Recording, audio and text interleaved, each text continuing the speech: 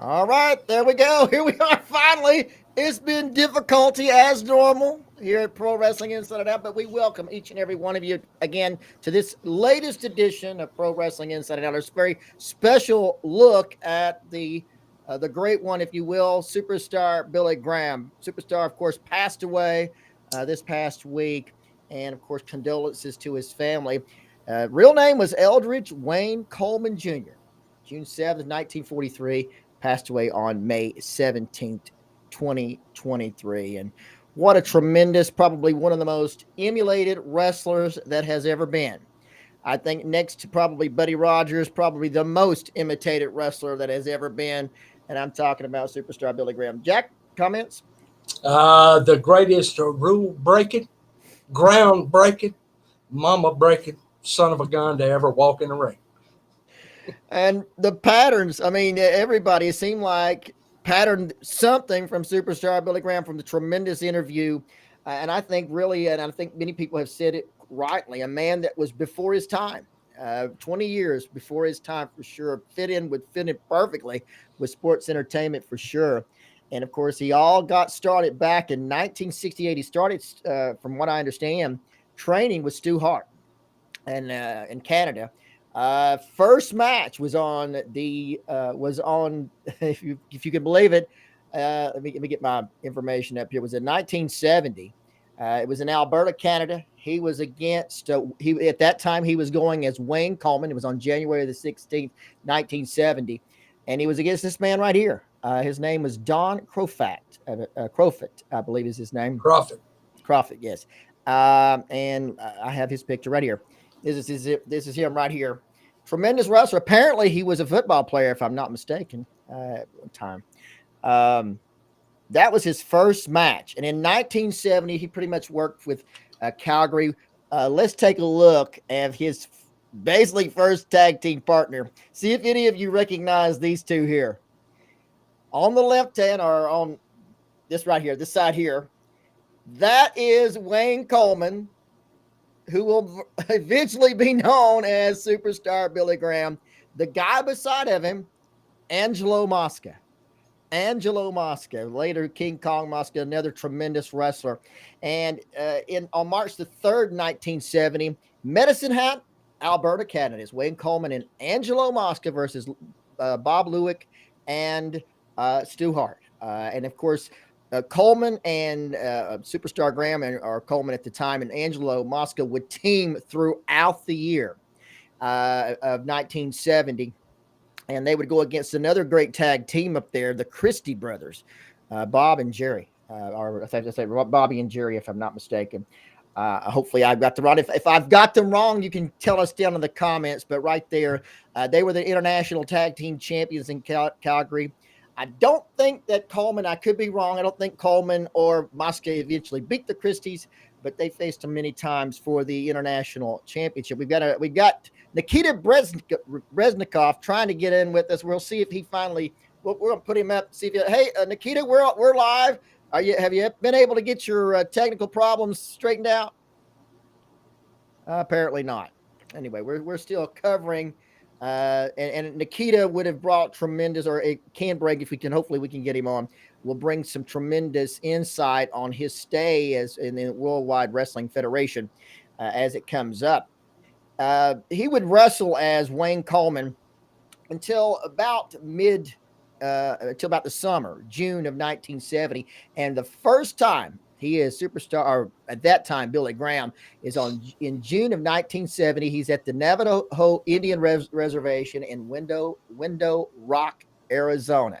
Ron Pritchard beat Billy Graham, and a man that will be very influential in his career, Dr. Jerry Graham, was on the same card as he was defeated by Rick Cahill. And of course, and then they had a tag match, and Pritchard and Cahill beat Billy Graham and Dr. Jerry in that one. They come to another show. I guess they're on a tour in Prescott, Arizona. The match, the whole show gets canceled because nobody showed up. Then they get to the Apache Reservation in Arizona, and that's that same thing. I'm assuming it's the same tour because it's the same exact matches.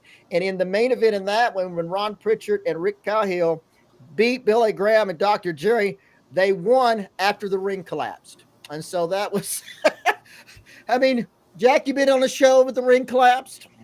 Yes, unfortunately, I have. Well, and the doctor, this is Dr. Jury. Now, I have read that Billy Graham picked his name from the Reverend Billy Graham. Now, I'm sure that that's correct. I'm gathering, but from my information, the Dr. Jerry was looking for a new tag team partner, and he was going into California, and he needed a tag team partner, so he picked Wayne Coleman, Billy Graham, and so they went into California, and Billy would stay in California for about almost 2 years. Hmm. He was big time in California. Actually, they debuted in Los Angeles on August the 5th, 1970, as Billy Graham and Dr. Jerry beating Silent Earl and Dan Savage. I'm sorry, Jack, I didn't get this over to you. You could help me out on this. Television taping came up. It was on September the 10th, 1970, Hollywood, California. Television taping, 1:30 afternoon. It was superstar Billy Graham and Dr. Jerry versus Yucatan and Ron Ortega. Even at this point, apparently people were seeing the microphone skills of Billy Graham, because he was asked to commentate the Ironman coverage of the British U.S. Power Meet in Los Angeles at Embassy Auditorium on September the 19th, 1970. So already a talent beyond measure. Already, even at this early stage. September the 21st, 1970, it was the Medics beating Dr. Jerry Graham and Billy Graham in Bakersfield, California. Here's another one for you. September the 26th, 1976. This one was Freddie Blassie beating Billy Graham. Other wrestlers he was wrestling in California at the time, and this is throughout 1970. He spent a lot of time in California. From basically 1970, 1972. It was he faced Pedro Morales, Mil Mascaras, one of our favorites, of course. The Medics. Then later on, apparently Dr. Jerry leaves, and then his new tag team partner was Pat Patterson. And they actually won the tag team championship when Billy Graham and Pat Patterson beat Peter Maivia and Ray Stevens in San Francisco. Tremendous, I'm sure a tremendous team. Wait just for a second. Wait. Yes. You said Mil Mascaras, and then you said Mil Mascaras. Then you said one of our favorites. Yes, one of our favorites. That's true. Oh, it's absolutely one of our favorites. I wasn't trying to be facetious. I wasn't a part of that characterization. I'm just over here smoking a cigar. Brett West has now joined us from the hinterlands. Our two guests was supposed to be Brian Young and Nikita Breshnikov, and they will be our experts on superstar Billy Graham. But anyway, as normal for this show, we don't get guests on here. That's the reason. We have a hard time getting guests to come on here. That's the reason when people ask us, so well, hey, you want to get so and so on? No, because we'll never be able to get on anyway. So well, it's a difficult situation. March the 27th. Now listen to this. Ray Stevens is the United States champion. Apparently, these in California they have U.S. champions like they do everywhere else. Mm-hmm. And so on March the 27th, 1971. United States champion Ray Stevens beats Billy Graham. Did Brett West just drop out? He just dropped out. He just disappeared. He did what kind of person is this? He think shows up and then he just came in to malign you and leave. It's almost like he's been doing that your whole life. He has. Oh, okay. He absolutely has. He, like I said, he basically stays in California for from all the way through 1972. Another great one that he goes against Rocky Johnson, Pepper Gomez, Pat Barrett. Then he heads in 1972, February, heads to Honolulu Civic Auditorium. And it's Billy Graham versus Pat O'Brien. Then he was in what looked like a 8-man, 10-man tag team. Let's see. It's Billy Graham, Lonnie Main, Mighty Brutus, Chuck Richards, and Jack Bence. And they defeated in that match Jimmy Snuka, Sam Steamboat, Jack Carson, and Pat O'Brien. And apparently he stayed that entire – there's there quite a few times. March the 22nd, he was in Honolulu. It was Jimmy Snuka and Manuel Manuel Soto beating Sputnik Monroe and Billy Graham. Then he's big time. Now, this is just the beginning. He stays, like I said, all the way through 72 in California. Then he makes his initial appearance in Minneapolis on October the 7th, 1972. Superstar Billy Graham beat George Gadzaski. And I just butchered his name. And then here's one we know. On October 10th, he's in Sioux Falls, South Dakota.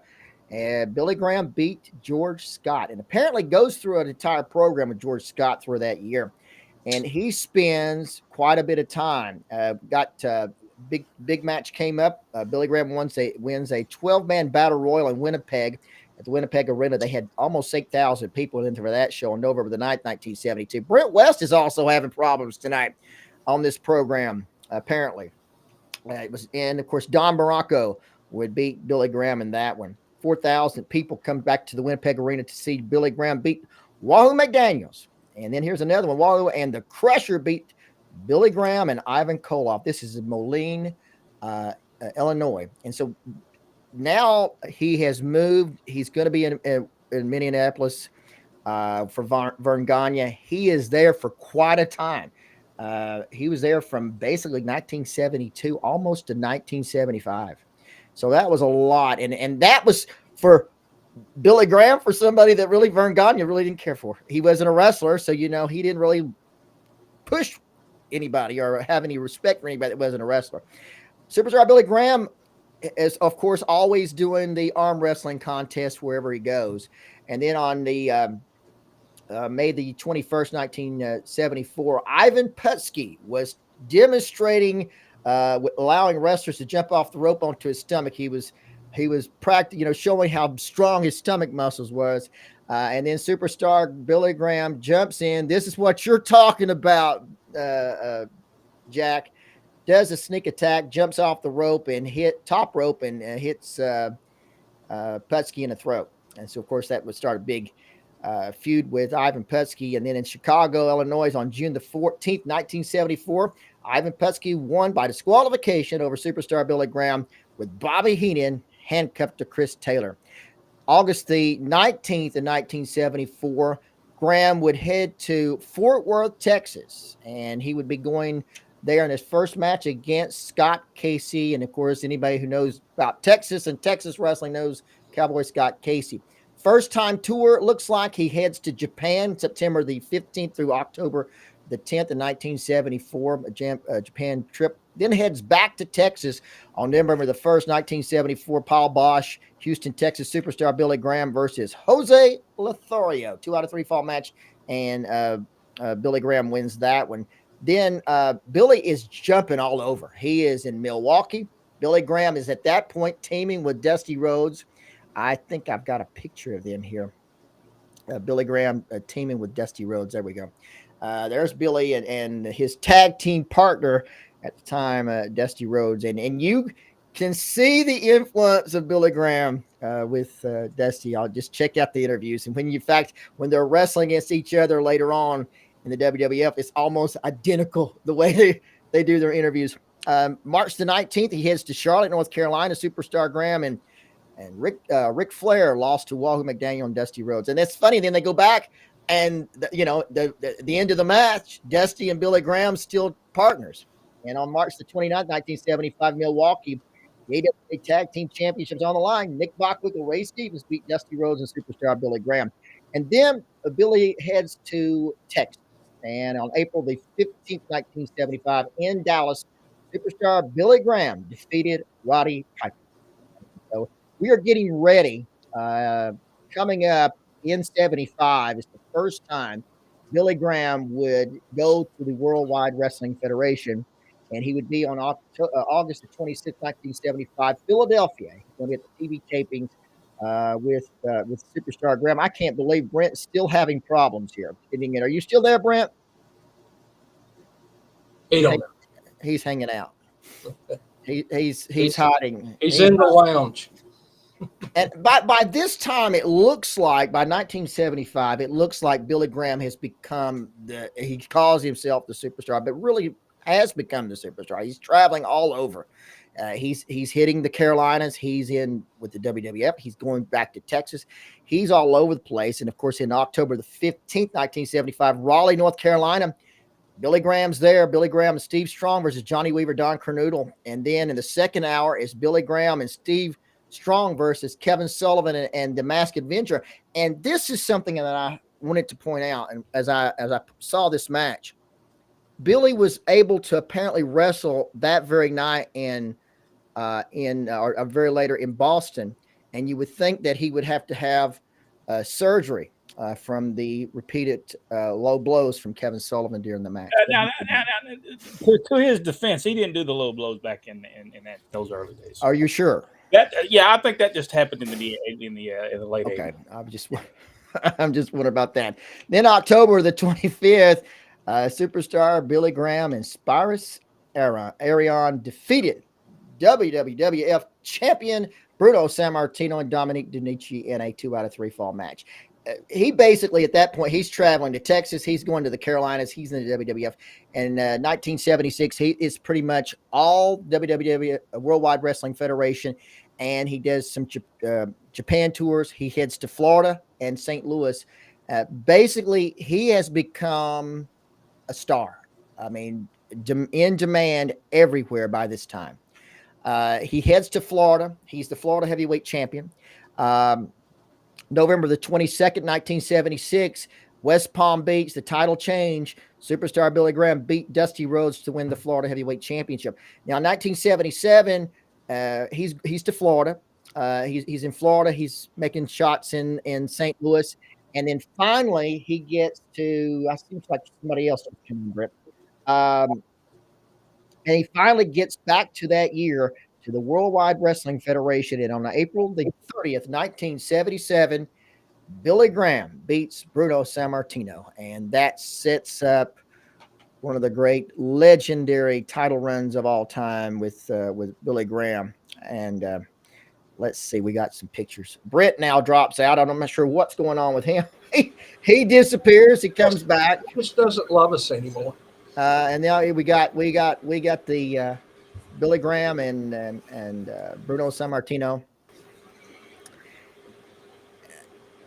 I wish Nikita was on because he can give a great story of when Billy Graham beats Bruno in Baltimore. The crowd nearly, I would say, almost riots. He told a great story on your show, Brian, about that. Can we hear you? You can't be heard. Oh my gosh. Oh, he's here, but we can't hear him. But he told a great story on Brian's show about the night that in Baltimore when Billy Graham beat Bruno Sammartino. I'm sorry, ladies and gentlemen. This is typical for us. Brent has now hid yet again. I'm not sure what his deal is. But yeah, and at this point, Billy Graham's really recognized, across in every organization. I mean, he's defending the title in Florida against Joe LeDuc. He's defending for Houston. I mean, he's all over with the WWF champions. He's in Atlanta. He defends against Raymond Rougeau at the Omni. So it's he is international at this point. True, if you will, superstar. And of course, the legendary battles, the big bull rope match between Dusty Rhodes and superstar Billy Graham. This was on the front of the magazines everywhere. The match, the big bull rope match, and the feud between Dusty Rhodes and superstar Billy Graham. Your thoughts about that, Jack? I seem to be hogging the entire situation. Oh no, I just that's around the time when I became aware of who Billy Graham was, and I loved him back in this time period. Now I never got to see him live, and only on TV just a few times, but thanks to YouTube, we're able to go back and see a lot of the greatness that was superstar Billy Graham. Well, we're still having some tremendous technical. I'm back. Oh, there he goes. There he is. We're like I said, normal for this broadcast. Tremendous technical difficulties, almost like Southeastern Championship Wrestling. Maybe not. Maybe not as bad. Maybe this is worse. But yeah, Nikita was going to be able. He's been unable to get on, but he had a tremendous story of the night that Billy Graham beat Bruno in Baltimore. Really shocked the arena. People were hot. Of course, Billy Graham had his feet all over the ropes when he got the 3 count, walked out with the belt. And then for the next year, what was it about from 1976 to about 77, right to 78, defending the championship. And from interviews that I've heard with Billy Graham, saying that they were doing tremendous business. The last few shows were selling out. He went to the Spectrum, sold out in a cage match against Bruno. They were doing it, and then he come up on that Monday night right after those big houses and all those other places, and then they said, "Hey, tonight is the night." February the 20th, 1978, Bob Backlund wins the championship at Madison Square Garden. You know, it's funny. The Superstar, I'm so sorry I'm late. There were problems with the website. Nikita had him. Apparently, Brent either ran away from me or he had him too. So it took a while to get here, but the Superstar changed the game forever. I don't know how much you went over before I got on, but the business had been nothing like the Superstar. And he became part of the Graham family, obviously, which he's not a Graham. Sorry, anybody out there who thought he was actually a member of the Graham family. There he is with Luke. with crazy Luke. Yep. But Superstar brought something to the business that they'd never seen before. And it was legitimate fear of this monster. I mean, he wasn't just big and brutish. He was a bodybuilder. He was a power lifter. He came in with those arms, and you looked at him and you were just scared to death that, all right, you know, some of these guys look like they could beat me up because they're just big, giant, tough guys. But this guy looks like he'll kill me if he hits me. And he could talk. And he was flamboyant. And he could have been easily the first long reigning heel champion. Yep. But Vince Sr. didn't want that. He still holds the record for the highest sellout percentage of the Garden, beating Bruno's sellout percentage. People loved him. And you know, people could say he wasn't that great in the ring. He was more gimmick and less, you know, skill. He didn't have pure wrestling skill. Fine. But go and watch those matches he had with Dusty Rhodes in the 70s and tell me he wasn't a good worker. Exactly. I mean, Jack,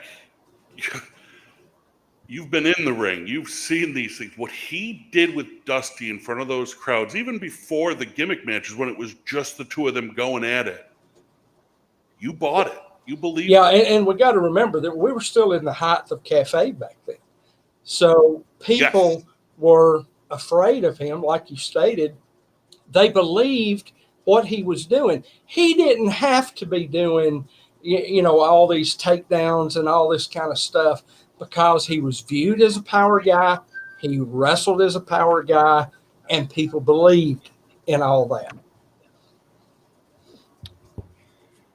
And he, you know, people could say the Dusty promos were the best ever, which they may have been, but you know, Superstars were pretty darn good. My impression is you didn't especially when they were doing the Madison Square Garden, it was almost the exact same person talking because Dusty and Superstar basically did the same interview, in my opinion. They both kind of had the lift too. They certainly did. They But the difference was one guy could come out and say, I'm the American dream, I'm whatever, but I'm the son of a plumber. The other guy comes out and says, I'll crush you because I'm the man of the hour, the man with the power, too sweet to be sour. And look at these muscles. Dusty couldn't do that. Dusty, I'm the son of a plumber, I'm a every man. right.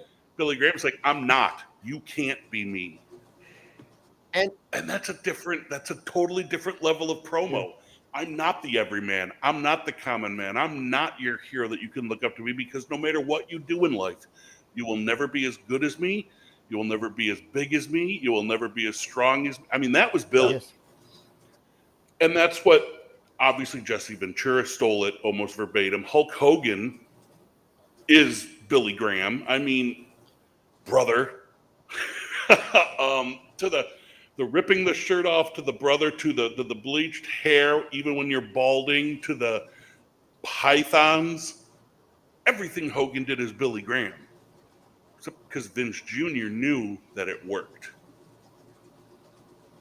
There he is. And we had talked here recently about, of course, Billy, by the time the 80s were rolling in, he was starting to have a lot of health issues.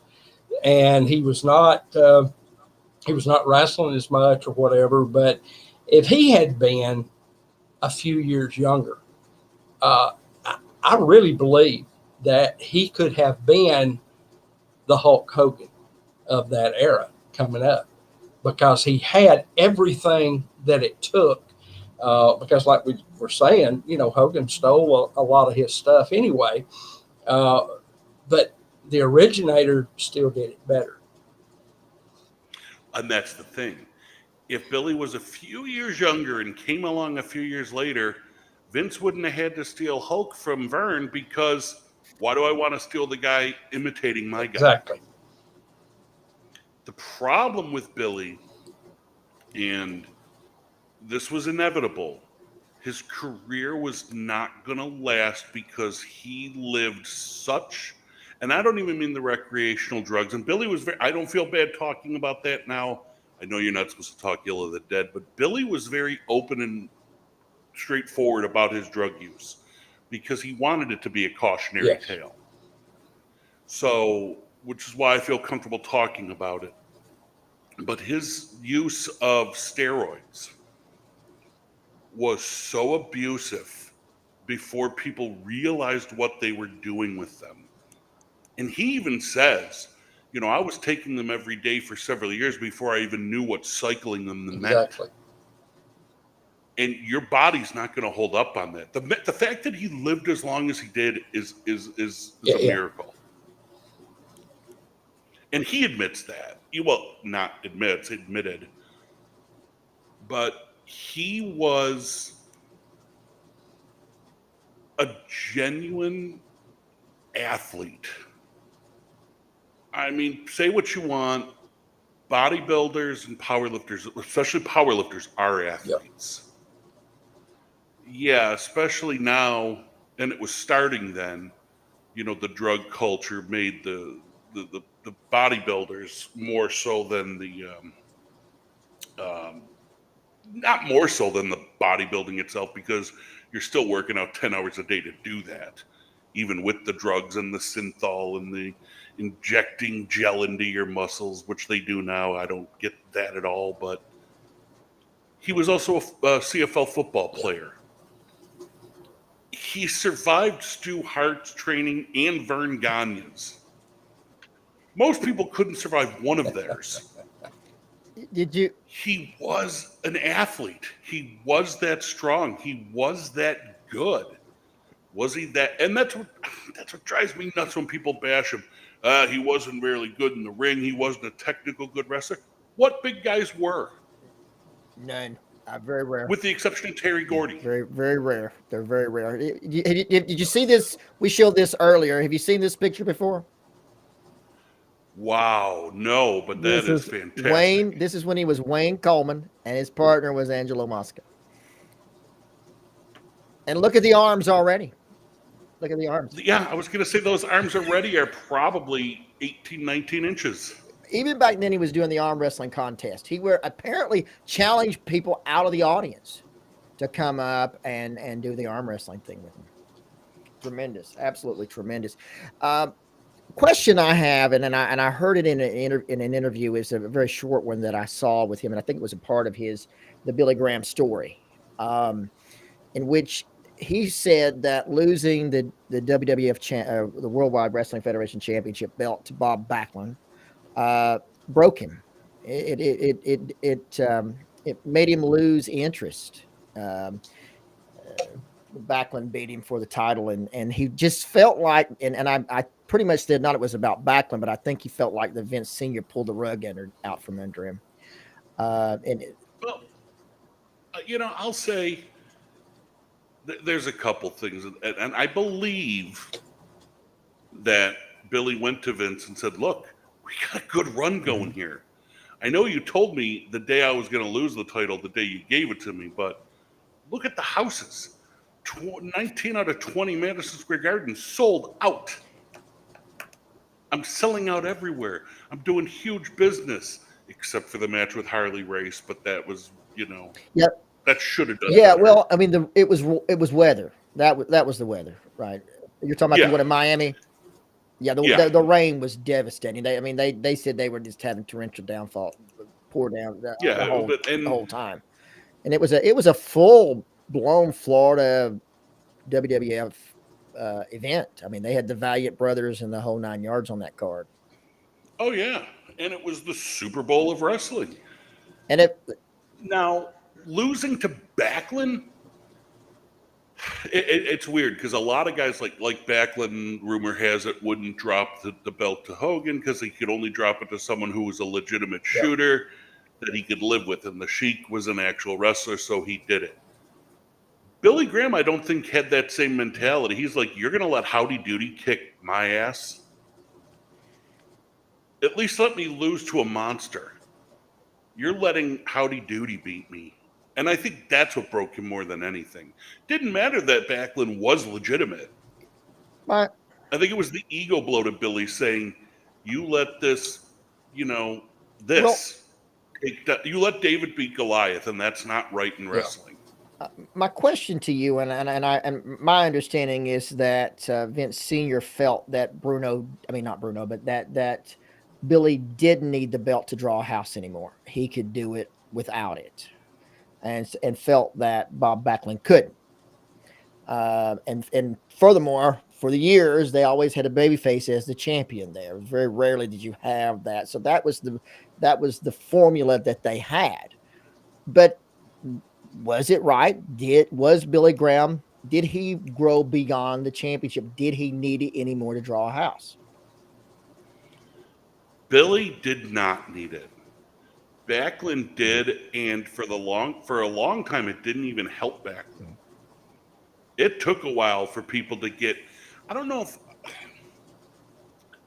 I want to say they got used to him as champion and started backing him, or if it just because he was there so long it became expected and they liked him.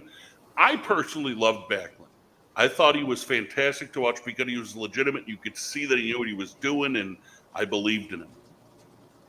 But the people that, this was the WWF. This was not the NWA where it was supposed to be necessarily that believable. This was the land of giants. This was the home of Bruno.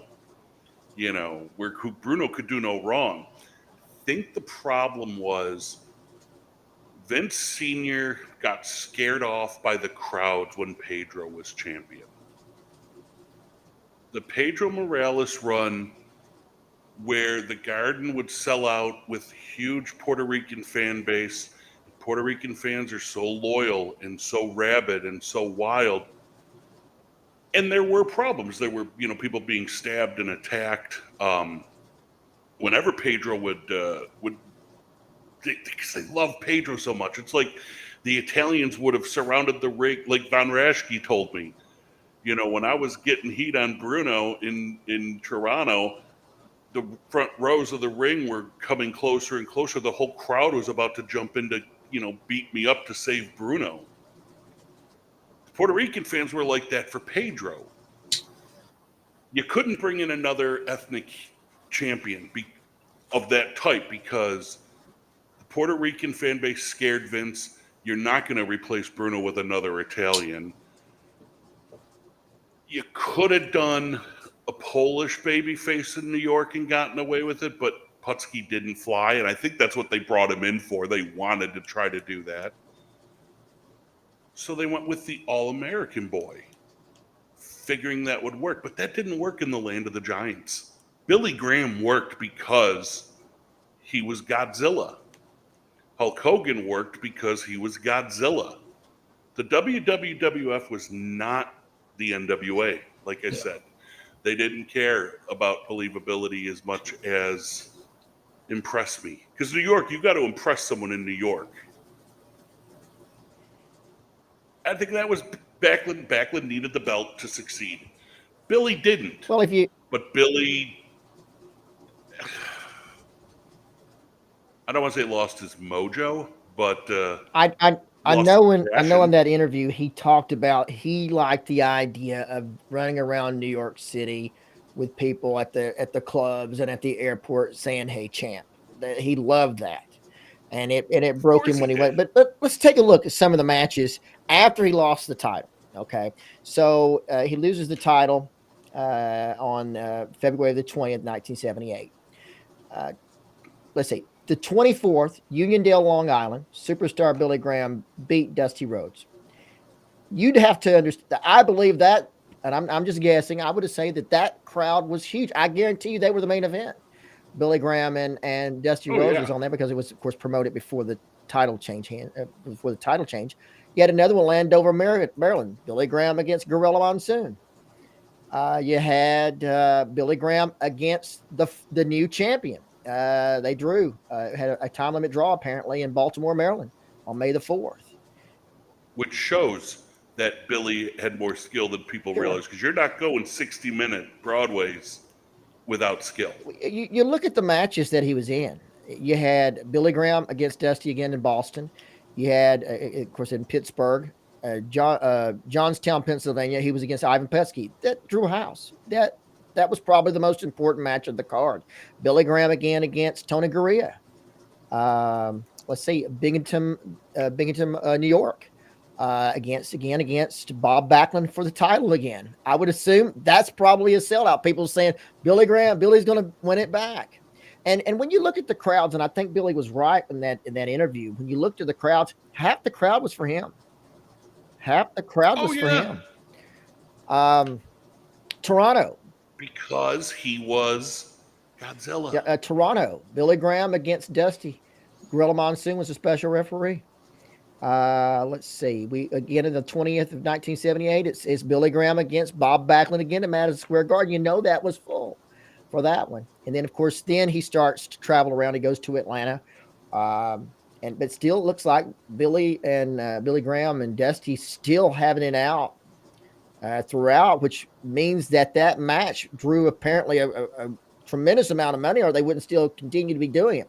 That they're still wrestling each other into April. Now I'm going to need you guys for this. Dusty was working out of Florida at the time, right? Absolutely.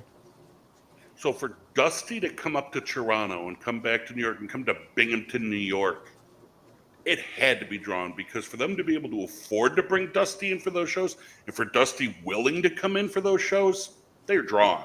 And then this is about mid-April of that year. Looks like when Luke Graham comes in, and Billy Graham and Luke are team.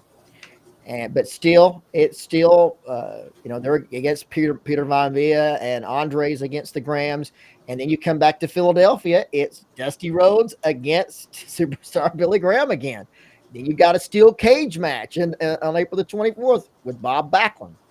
And so he was still getting a major push, even though he wasn't the champion, even though it seems to me he was still getting a major push even afterwards. Because Nikita, if he were here, would disagree with me. I think I'd put him in an armbar until he agreed with me, though. Because Backlund wasn't drawing yet. Backlund did. and I'm not going to take anything away. The fans eventually did get behind Backlund, but not yet. So let me see. So we're looking at let's see. April is when, if I'm not mistaken, I have to go back. April is when he loses to. Let's see. He loses to. I've lost my place now. So apparently he loses in April, if I'm not mistaken. But he's still there when it comes up to the end of the year. He's still going. Right up until, I mean, it's in July. He's still there. August, he is still working for Vince Sr. He's making a few shots some other places, Los Angeles, but basically it's still Billy Graham. September the 9th, 1978, Springfield, Massachusetts. It's Billy Graham against Dusty Rhodes. Philadelphia. It's Bob Backlund beating Billy Graham in a Sicilian stretcher match. The attendance for that one in Philadelphia, they have on here 16,811. So it still shows he's still a huge draw. Yeah, and tell me that if it's not Billy Graham in that match with Backlund, is that selling that much at that time? You're probably right. You're probably right. And again, that's with all due respect to Bob Backlund, who I am a big fan of. I think Backlund was one of the greats. I'm not trying to disrespect Backlund, so people out there don't send the hate comments to me yet. I'm not poo-pooing him. So I'm just saying. We've got, and this match may be maybe on. I think I've seen it from Houston, Texas, on December the 29th, 1978. Billy Graham versus Dusty Rhodes. So it's still going worldwide. They're still going worldwide. And now let's see, he's back to San Francisco, Superstar Graham, and the Maskin turn against Dorian Terry Funk. And now it starts about 79 is when he leaves and he goes to Florida. And this probably is the beginning of this right here. And that's Billy with the one-man gang and Sir Oliver Humperdinck. We remember this right here. Not one of my favorite, one of my most favorite, not memorable for me, but it's a gimmick we do not talk about.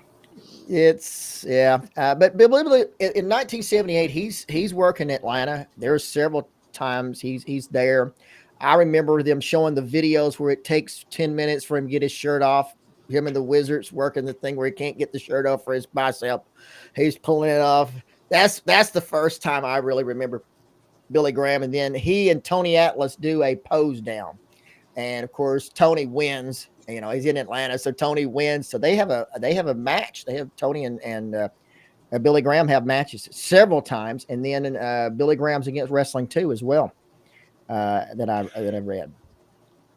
Hey, Tony Atlas around 78, 79 beats Hogan 1, 2, 3 center of the ring in Madison Square Garden for Vince. People forget Tony Atlas was getting a huge push when Hogan's first run in the WWF. You know, he got beat center of the ring against Tony Atlas. I'm looking down through here. Yeah, he's full time at this point. By 79, Billy Graham is full time in Florida. It looks like he makes another trip to Japan in 79. He comes back and he's working for Jarrett, and this is that CWA Continental Wrestling Association thing. And I take that back. Apparently, Florida, he hasn't shaved his head and became the karate guy yet, because when he was working in Memphis. As their world champion, he still had the blonde hair, and the world's worst title change that has ever been was between Lawler and Billy Graham. It was just, I remember watching that here in Chattanooga. Jarrett's show was showing here, and they showed that, and this is 15 minutes of Lawler wearing Billy Graham out with a loaded elbow pad. Wasn't even something I would even have shown on TV. It was just disgusting. That happened on November the 8th, 1979. Jerry Lawler beats Superstar Graham for the CWA title in Lexington, Kentucky. Hey, Jack, I got a question. I got an answer. I hope so. When Billy comes back as Karate Billy, which was a Terrible Yeah. gimmick. Do you think it was because he's like, look, I can't be the superstar anymore physically. I don't have it in me anymore, and Karate Guy can go out and do a 5-minute match, and that's it. That makes sense because he was definitely having to slow down by then. But I think Superstar, uh, he could have slowed down and nobody would have cared because it was the Yeah, but he character. wasn't even doing the interviews like Billy Yeah. Graham as Karate Billy Graham. I mean, everything stopped. Maybe he just like, I can't do the presentation, the Well, interview, and who knows? Maybe his drugs were so bad at the time he it's just not, didn't have yeah, it in him. not and just the drugs, but the feeling of here I was the guy, and now I'm not even in a position to be the guy again. And it's a mental aspect to it. He may have needed to change that character up for his own mental health reasons. So, I think he was also mad Hollywood didn't come calling. He thought he was gonna be the one to cross over. and I would have expected that too. Well, you have to admit his appearance, and you can watch any time he was at Madison Square Garden when he came down the aisle, coming to the ring. Of course, that was before music. I mean, all eyes was on him. I mean, he looked the star. He looked important. Any room he walked into, all eyes are going to say, "Who is this guy?" Because he was a star. He really was. He portrayed himself as a And star. and his workout buddy and friend was about to become the biggest movie star on the Yep. planet. Schwarzenegger became so big, Oops, sorry about that. you'd have thought Billy Graham might have been in some of those movies with him, although, Arnold wouldn't want a guy as big as him in those movies. Not that Billy was as big as Arnold in Arnold's Peak, but I think he was more physically imposing than Yeah. Arnold. So, who knows? It looks like that Billy returned to the WWF in '82. This is when he was the Karate Guy. But still, with him being the Karate Guy, I read where Boston did 15,000 people in Boston. So we're still talking about, even at that point, he's still a major draw for Vince McMahon's show. Superstar Billy Graham win by disqualification over Bob Backlund. That's October the 4th. He's doing the karate thing, so he gets disqualified. No, let's see. No, he wins by using the karate thrust to the rope, which that was what he was using. Let's see, what else did I see there? But yeah, he was still drawing him, and back to facing most of the people he was facing before he left. He's back against Ivan Petsky. There it is, Boston, Massachusetts, on October the 9th, 1982. 15,100 people. Billy Graham versus Ivan Petsky. So it still showed he was still, even as the Karate Guy, he was still a major draw for Vince McMahon. The Spectrum, not so much. I'll have to say when you come up to October the 16th, 7,000 people is what it says. Superstar Billy Graham against the Intercontinental Champion Pedro Morales. So, To be fair, October in Philadelphia can have snowstorms. that's true. I didn't think about that, but you're right. I don't know if it was, but I want to give them the benefit. Yeah, and again, against most of the same people he was there before. He apparently working a lot with Ivan Petsky. Chief Jay Strongbow was in there. I didn't see him in the original when he was there before against Strongbow a lot. But I do remember, because we were able to see this show, the Championship Wrestling, All-Star Wrestling.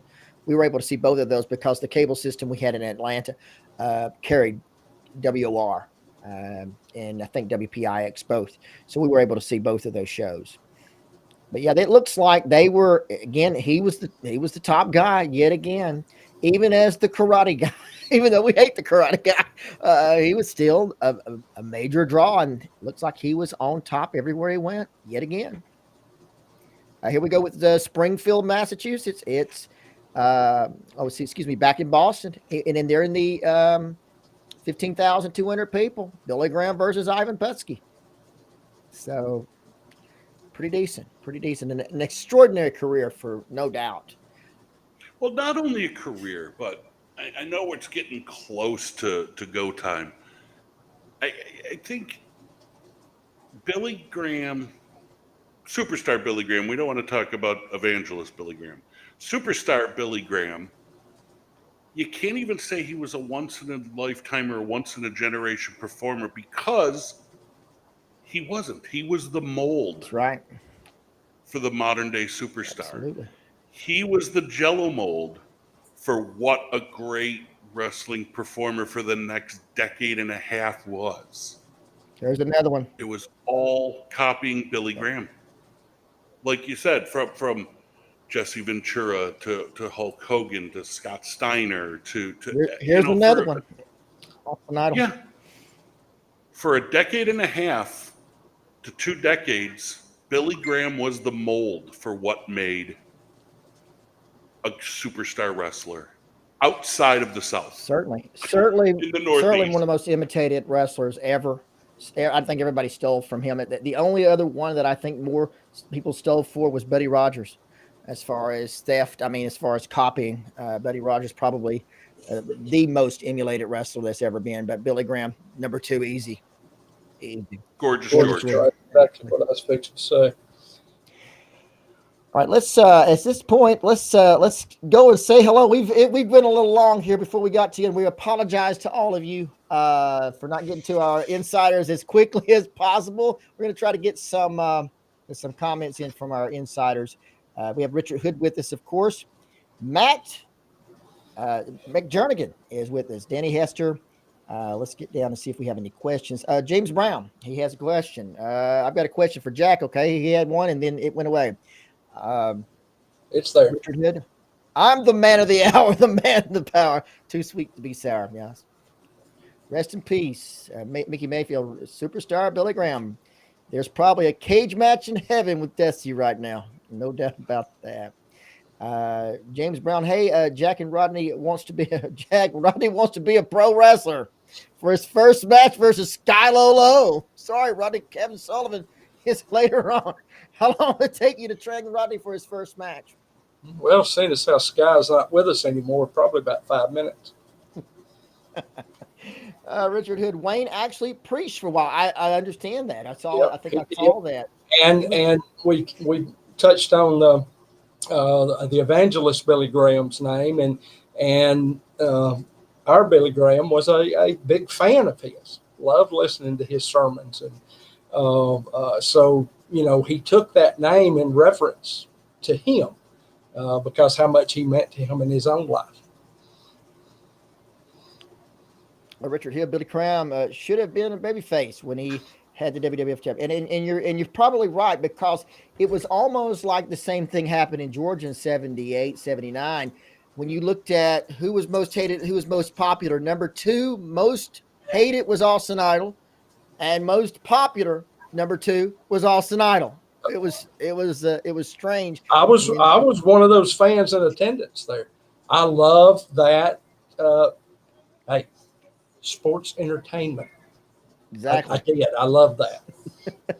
Ever see Billy Graham versus Abdullah? That match that didn't match very well. Okay. No. Very few people matched very well with Abdullah. This was what we were talking about in the for the California, what we were talking about. He was there. What was it, from 1970 to 72? He was in California. You're right. He was huge there. James Brown.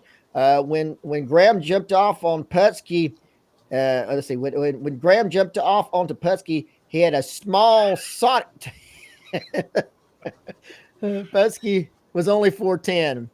Well, and Putski had no neck anyway at that point. That is correct. You're exactly right, Mickey Mayfield. Brent's playing peekaboo tonight. He is still having problems. And please send our apologies, if you would, to Nikita, because apparently it has something to do with the with that as well.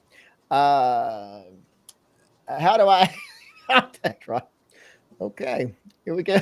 Smoke signals are how I do it. That's normally how to do it. Billy Graham really worked and applied some holds occasionally. Yes. James Brown. Bill Dundee ripped off Graham, being called the superstar.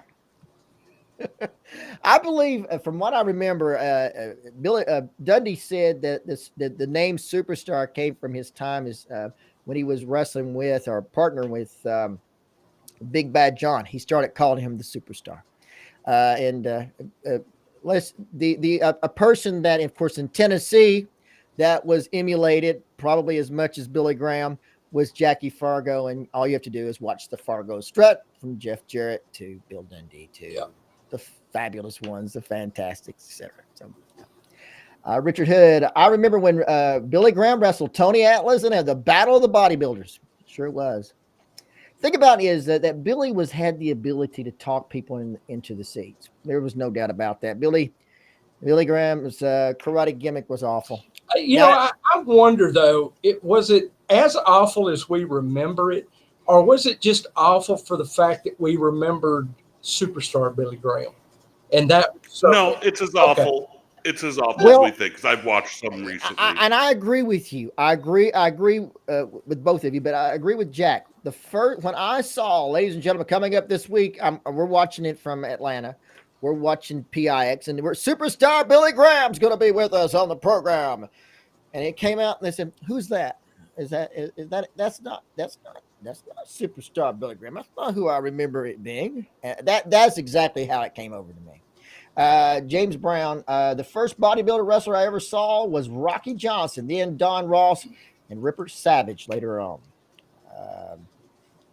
Let's see, Richard Hood, Billy Graham was better as the superstar. Absolutely. James Brown, the Wizard, and Graham was a great team. Yeah, they sure were.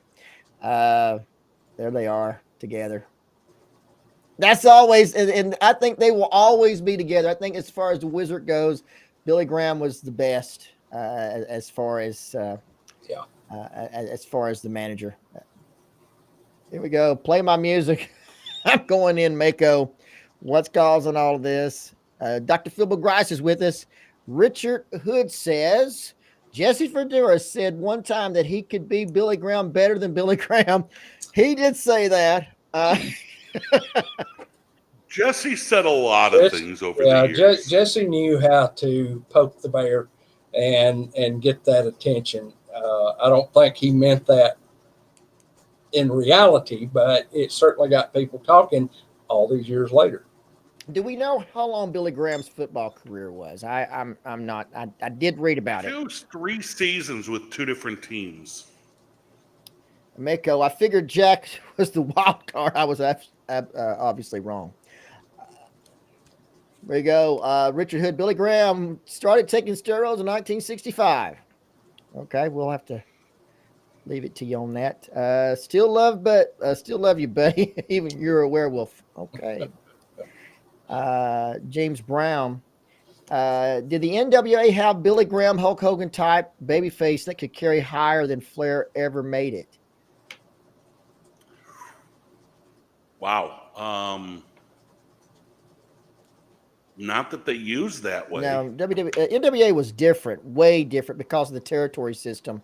Whereas basically they had 2 shows that took care of the entire their entire northeastern corridor. That you had. I maybe Austin Idol would be the closest.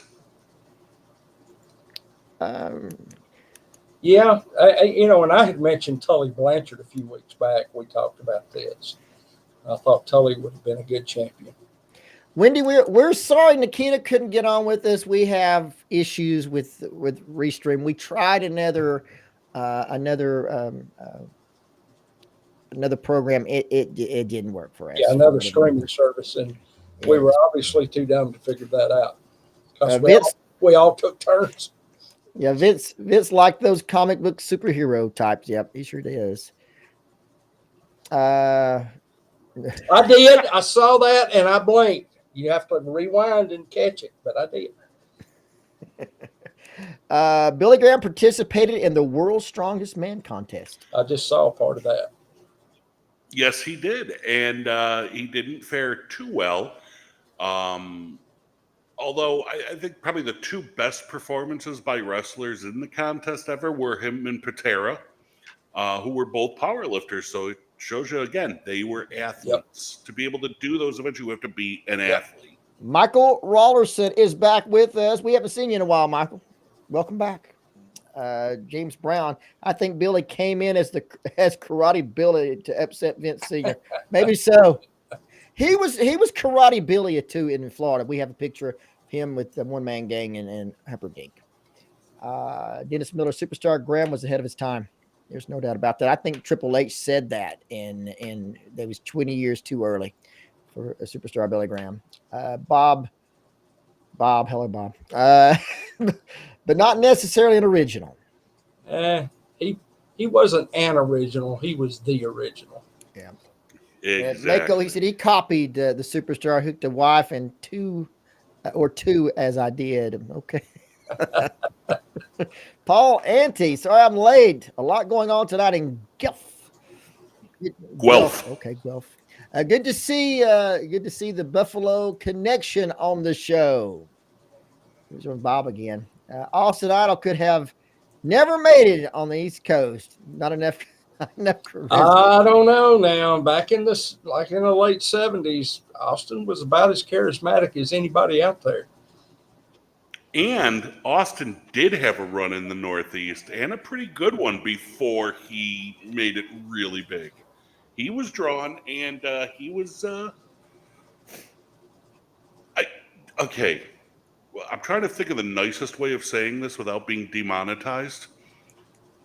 The problem with Austin Idol, I think, was he was a male member. So true, so true. And I don't think that flew with a lot of Northeast type promoters. Austin Idol could have been huge if not for the fact he could not be trusted. And he was limited on what he could do. The character got him over more than his skills did. And I say that because I wrestled him many times. What we noticed when they did the turn in Georgia against Rashke, that was some of the most awful matches that you had ever seen in your entire life. But it was awful. To be fair, he was an intelligent guy. He was good with his money. He saved it. He invested. He was able to live a life outside of the business, which is good because no one in the business wanted anything to do with him. I've never met the guy. I can't say that, but I've heard a lot of stories. He had his moments. Yeah, he had his moments. Most of the time, I would say he's very nice. Very nice. Tremendous, beautiful family. Absolutely beautiful family. Mako, see, I saw you, Jack. James Brown. Rodney, does Mike Jackson work for Impact now? He does not work for Impact, but he does come in fairly often to do shows with them. Absolutely. Well, like I said, tremendous. We didn't touch hardly any on the later times. I think that Bob, I forgot to. I think I skipped that. Let me bring that back up again. He was talking about the Graham's karate gimmick wasn't as bad as his time with Morocco. I agree with that. I agree with that. But we're talking about, and we're also talking about the NWA time as well. When he was working for the Crockett's, right after he turned, of course, he was a karate guy at first with Crockett's, and then he grew the goatee, and then went back to doing the superstar thing. Honestly, he never was able to recapture what he had before. He could still work the mic better than anybody else on the planet. But when it came right down with the bell ring, there was no go there. And I hate to be this. This just is. Yeah. I don't mean to be mean about it, but that was true. There was nothing there. And I agree. The match with Abdullah on TV was awful. I wondered if Superstar ever made a contact with Abdullah because you poor old Abdullah, he sold it anyway. I have to admit, he sold it anyway. Bob, I think the WWF was so full of great. I think the WWF wasn't so full of great heels. When the karate thing happened, they might have grown it a bit. Well, maybe so. Could have made him a face as the karate guy. and it would have gotten over. Sure. I think the face karate guy would have gotten over better than the heel I agree karate with guy. that. You know, if he was going in there to clean house with these dastardly villains, might have worked. I knew I'd get you to agree with me. Well, ladies and gentlemen, I think again, 70, we're almost 80 years old. He was able to, he survived. As eventually it all gets us all in the end.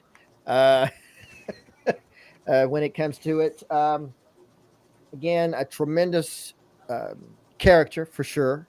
The time as this right here is the way that I will always remember him right here. This is exactly how I remember Billy Graham. Tremendously gifted wrestler, a man before his time, set a standard, and probably again one of the most emulated wrestlers that's ever been. And I think that people will still be talking about his time, very short as it was as the WWF champion, more than anything about his career. Jack? Well, I agree. Here we are all these years later. Billy Graham is still a part of Americana. You know, TMZ, all the big places, news sites covered his passing. That's significant for a guy who has really basically not done anything of that you would remember since the 80s. And yet everybody knew who he was. Brian, what's let me get you some final comments about Superstar Billy Graham from you. Well, first off, Bob, I'm from Buffalo. Yeah. Buffalo in the house. Billy Graham changed the face of the wrestling business. Anytime you see a big, muscular, flamboyant guy in wrestling, geez, I don't think there's any of those, are there? They're all doing Superstar Billy Graham. All the adulation Hogan gets, it's all Billy Graham. He, whether you think it's for the better, changed the business forever. He'll always be remembered, even though for about 20 years the WWE tried to erase him from history. He persevered. He kept coming through. Because I remember even as a kid, there was always whispers about the Superstar Billy Graham's going to be coming. You know, he's going to come in and he'll take Hogan out. Billy Graham's the guy that could beat Hogan because he was Hogan before he was Hogan. Never came to be. I think the drugs, not only the performance-enhancing drugs, but the recreational drugs, really destroyed what could have been a much longer and brilliant career. I think if it weren't for his addiction problems, he might be bigger than Hogan ever was. Because like Jack said, if he was healthy, they wouldn't have needed to go raid the AWA because they had the original. And that Mount Rushmore might be Superstar Billy Graham. He was that influential and had that much charisma.